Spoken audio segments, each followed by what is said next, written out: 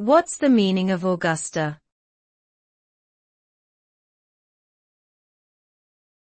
Augusta.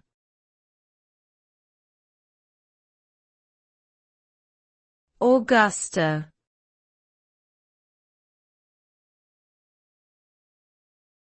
Augusta.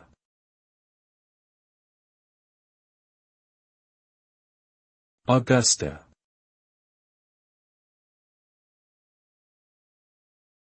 Augusta is a name of Latin origin that means majestic or venerable. It is commonly used as a given name for girls and also as the name of several places around the world.